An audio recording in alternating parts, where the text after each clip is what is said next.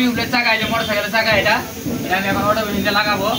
আপনারা দেখেন কিভাবে অটো মেশিনে চাকা লাগাইতে হয়। কারণ এগুলো বড় চাকা, এগুলো চাকা আমরা কিছু অটো মেশিনে লাগাই, আর যেটা ছোট চাকা কাজ করি তো আমরা হাতেই লাগাই। কিন্তু এটা হলো বড় চাকা, এখানে অটো মেশিনে লাগাচ্ছি।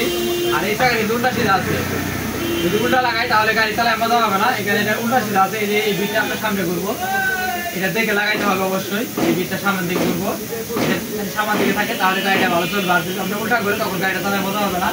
এখানে আমি বিটটা সোলা করে নিলাম। এখন আমি চাকাটা ফিটিং করবো। দেখেন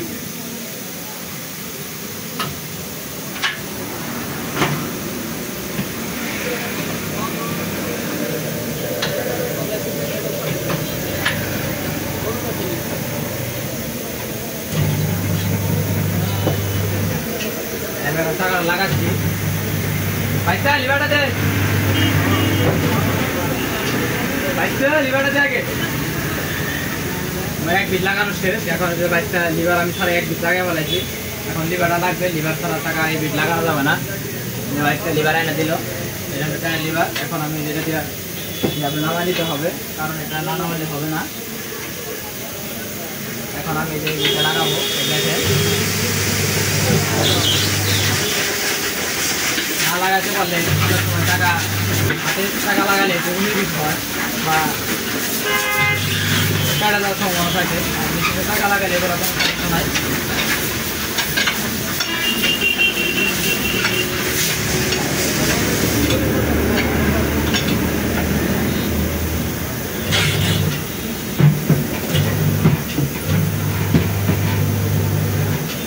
টাকা লাগানো শেষ।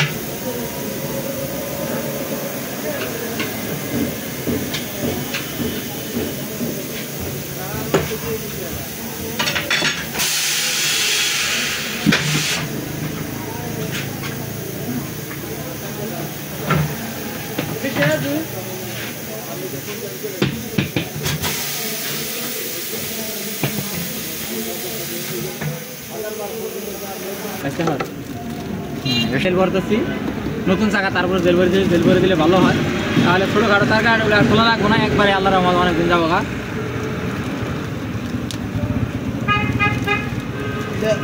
কতদিন যাবে বললাম? ওইটা আপনার চালানি বা বড় কোনো কিছু না হলে অনেকদিন যাবো ইনশাল্লাহ।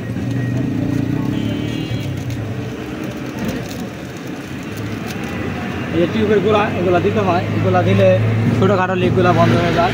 এগুলো এই কারণে এগুলো দেওয়া হয়। আশা করি আপনারা বুঝতে পারতেছেন যারা যারা আমার ভিডিওগুলো দেখেন। দেওয়া শেষ।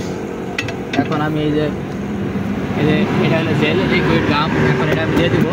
এটা অবশ্যই জাকিটা নিতে হবে, কারণ এটা অনেক থাকে, জমে থাকে নিচে। আর জাকি দেওয়ার পরে সব ফিনিশিং করা শেষ। এখন আমি এই জেলটা দিয়ে দিব।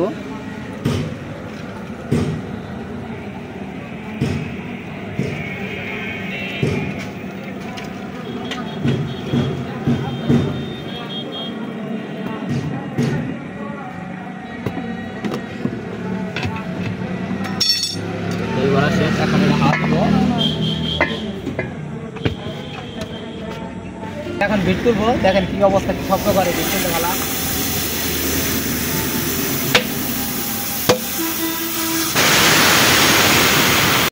হাওয়া দিব আর চাকা ফিটিং করবো কমপ্লিট।